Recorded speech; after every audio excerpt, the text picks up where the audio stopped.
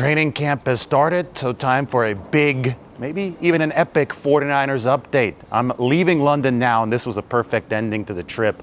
Phil Cornwell, British actor and comedian. He's even been in Napoleon. He's the executioner at the start of the movie. Well, he's got a 49ers tattoo, and he's got a Giants tattoo. Had an amazing conversation with Phil on the streets of London. Phil became a 49ers fan in January of 1989. Yes, and I was watching a game that I didn't understand fully. I got the basics, get the ball forward and get into the end zone. Obviously, you get 3 goes and all that. But I just was so taken by it and watching Joe Montana, to me, and I just thought he was like this sort of artist. It was something very sort of like, he's like this artist, and the way he was conducting it all. And it was something very beautiful about it. And I just sort of fell in love with the idea of the Niners. Then, at that point, when they used to win Super Bowls, I thought they always won Super Bowls, you know, but of course they don't. See, that was Bill Walsh at his peak, I think, wasn't it, Bill Walsh? Because his first season was not great, was it, when he got there? I mean, they were patient, right? Because he had not a good season when he arrived, I think, 79 or something, was it? 79 was his first season. He was around the same age as Kyle Shanahan when he started. And he drafted Montana. They went 2-14. Yeah. Then they went 6-10 in 1980, and then they went 13-3 and won the NFC Championship game. And won it all. And won it all, yes. And then in '82, I think that was a strike kind of shortened season. That was a mess. '83, they lost the NFC Championship game at Washington. But '84, 49ers get back to the Super Bowl. It's at Stanford Stadium. It's just down the street from the team headquarters in Redwood City, and they beat the Dolphins. Dan Marino. Yeah, and they really beat them. And they beat them. They kicked their ass. Yeah. And then back again against the Bengals. No, it's that final drive, which is great to watch. When you just watch that final drive from down by the end zone, and Montana just sort of conducts these little dink and dunk going on. But Jerry Rice, hugely influential in that drive. And then Taylor, because they probably thought he was going to throw it to Rice, but Taylor's in it. There you go. And they won it. Rice, and then Taylor hits on it. It was beautiful. It was a thing of beauty. Yeah, that's what got me in, really. I thought, oh, what a game this is. But because people over here are a bit funny about it because it's all stop-start and they think, well, it's boring. But I don't think it is. It gives American television the opportunity for commercials. That's what my son said the other day, actually. It's so true. That was with Steve Young, right? Gets the Chargers as well. And no, but I love them. There's something about them. I'm a Spurs supporter, Tottenham Hotspur, and they do the same sort of thing to you. You've got it's the hope that kills you. The hope, not the despair. It's like, well, maybe this time.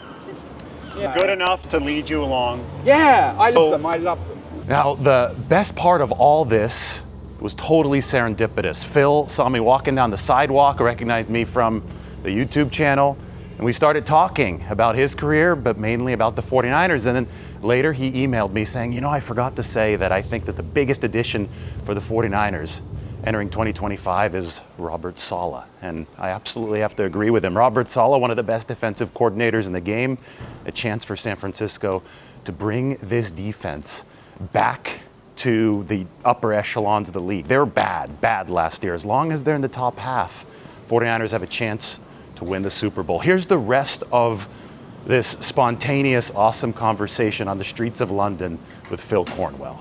Let's talk about this year. We talked a little bit off camera. You didn't seem very optimistic. It's because I'm a typical sort of Niners fan, I suppose, in some ways. But I don't know. I mean, we've drafted? Would you say drafted well? We don't know until they play, but on paper they did as well as they could. They used, here's the thing, they used their first 5 picks on defensive players. I'm sure you know the history, right? Well, that game against Dallas. The catch. The catch. Oh, the catch. Is there anything more beautiful than that? Clark in the end zone. Oh, beautiful. No, I have to say, I'm going to be interested to watch Brock Purdy because he's got the bag and all the rest of it now, hasn't he? And they've refreshed the window with a lot of the young players that they've brought in, right? They were getting old on defense, especially, and they needed to infuse that side of the ball with the younger players. And they got some people on the edge, right? Williams and Bryce Huff opposite Bosa. How do you watch the Niners here? Is it middle of the night stuff? Do you watch them on delay? How does that work? That's for the European problem. fans? West Coast. That is the problem when they're at home, isn't it? It's always at a ridiculous time. So I record it. Don't know the score. Don't want to know the score. But fortunately, in London, there's not many people who know anything about it. Really, some people like, but it's not really that popular. It is a little bit more popular than it was, but so I'm all right. I'm quite safe. Unless I go on my phone and suddenly you see this, So you don't. I just want to watch the game as it happens, you know. But otherwise, I'll do highlight packages like I do for the Giants every day. And I started really following him because it does take hard work following a baseball team if you want to do the whole 162. Yes. You know. Yes. In 2015, which was probably the wrong time, just after we last won the World Series. The pitching's great, loving the pitching. Pitching's really good. I mean, Robbie Ray's been sort of lights out, hasn't he? And Logan Webb, man. What a pitcher. Logan Webb, I love him. He's from Brooklyn, isn't he? Where training camp used to be for the 49ers. Did you know that? No, I did not know that. So you talk about John Brody. John Brody was a Stanford guy, obviously, before me. But Stanford? There's the connection. I was there when Andrew Luck and Richard Sherman were at Stanford. So Richard, what, you're former the same 49er. age? I'm the same age as Richard Sherman. How about that? And he was on the team, right? So you knew of him. I knew him. I knew him well back in college. This is from 2006 to 2010. He seems like a lovely guy, actually.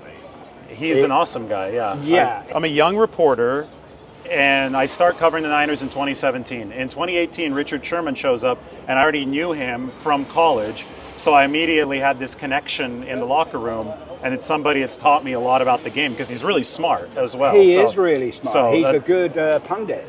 I like his take. He's great on stuff. TV, yeah. And he's played the game at the highest level, and he's done it. He's got the ring, hasn't he? And he was good for us, actually. He was good. He probably should have had 2 more rings if they would have handed the ball off to Marshawn Lynch. He had one in 2019, too, and there was a lot that went wrong in the fourth quarter.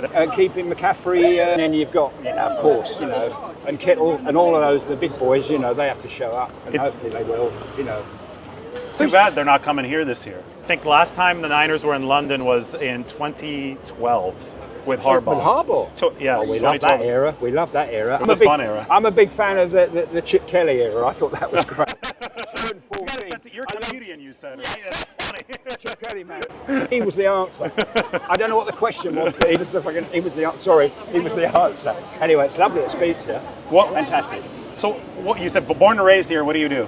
Well, I'm an actor stroke comedian. It sounds so naff, doesn't it? But that's actually what I do. Sue me, I've been doing that for years, and TV and all that sort of stuff, and you don't know me because you're from America. Are you known? Yeah, a little bit. Yeah. Okay. Yeah, it's all on YouTube, all the old stuff I've done, and a lot of that. No, I don't know. Tell people what to search. Stella Street. Where we play, me and my partner, we were doing it, and we play all Mick Jagger, Keith Richards, Bowie, David Bowie, Jack Nicholson, all of that, living on a street. And it's very funny. It's a funny idea. It sounds mad, but this was years ago, but it went really well. And it's called Stella Street, and it's very funny. It's a British humor. Yeah. British humor. Yes, it is, but we do Americans. He does Joe Pesci and all that. And amazing. I do Jack and all sorts of different people, yeah. You run into us on the sidewalk and we see the Giants hat. Do you wear this a lot, your San Francisco hat? I do. I've got about 5 different ones at home, 5 different Giants. So I'm obsessive about, obviously, of course I am. How else can you be about baseball but obsessive? You have to be obsessive. What's the reception here from friends? They're like, why are you wearing a San Francisco They don't really know what it is. Okay. That's the thing over here. It's a fashion statement a lot of the time. You see LA, you think they don't know who Clayton Kershaw is, or NY, or Dave Roberts, or NY. Yankees hats don't everywhere. even start me off. They don't know about Murderers Row, do they? Gehrig and Ruth and all that. 27 Yankees, yeah. So how about that? We're talking about the 27 Yankees. Murderers Row. That's what they called it, wasn't it? It was the most famous lineup in baseball history. Probably the most dominant baseball team ever was the 27 Yankees. Now, the most dominant football team ever was the second team that you watched, the 1989 49ers. And they outscored their opponents by 100 points in the playoffs. That's never happened again. Wow, that's a plus 100 differential. So they beat the Rams 30-3 in the NFC Championship game, and then they beat the Broncos 55-10 in the Super Bowl. We're never going to see that happening. That level of dominance. Yeah. Niners fans aren't coming this year to London because the Niners don't play here, but NFL fans are going to be coming. What would you recommend an NFL fan, if he was to come to London for 3 or 4 days, what are 3 things that you recommend he either eat, see, do in this city? Well, eat, that'll be up to you kind of thing. There's so much to see. It's an incredible city. It's like an open-air museum, basically, a sort of art installation that's constantly changing and evolving. But you've got a building down there which was built in 1000s. It's well over 1,000 years. It's called the Tower of London there, and you've got Tower Bridge. You go and see that, and you've got St Paul's Cathedral, and you've got the monument to the fire, the Shard, and they're the Shard. I mean, you've got buildings like that. Just to you, that's only 1,000 foot. That one, that's the biggest, tallest building in Europe. But in America, you've got. It reminds me of the Transamerica Pyramid in San Francisco. In San Francisco. Now that skyline's a thing of beauty, isn't it? It's the thing that you're here. You've sort of converged on, because this is the city. This is the city of London. You know, the actual city, the business. This is one of the great cities in the world. You've been before, right? Yes, I have. Yeah, and Margot, my wife, who is filming right now, this is probably Margot, right, I get it. Oh, you poor woman. Because he's always got to be doing some stuff, hasn't he? Work hard, you work your ass off, mate. It pays the bills. No, you do. You're doing great, mate. No, I do watch stuff. Some stuff is good, yeah. But I do watch it. You know how it is. There's so much content, isn't there? And if you watch, then you notice that we do a lot of stuff while we travel. And so it was so awesome to meet you, because this integrates everything that we do into one. No, it's great. Video, no, yeah. oh no, I'm happy to do this, because it'd be quite good to put it up there, you know. And you know, yeah, fantastic. And when are you going back? When are you getting back? Tomorrow, I'm flying back tomorrow, and then training camp starts next week. So, and you're going to be there, aren't you? I'm going to be there, with all the others from the media. Yes. Oh, that must be fun. I know Brooks, so wonderful, lovely story. I really want it all to work out. He's a great quarterback. He's great.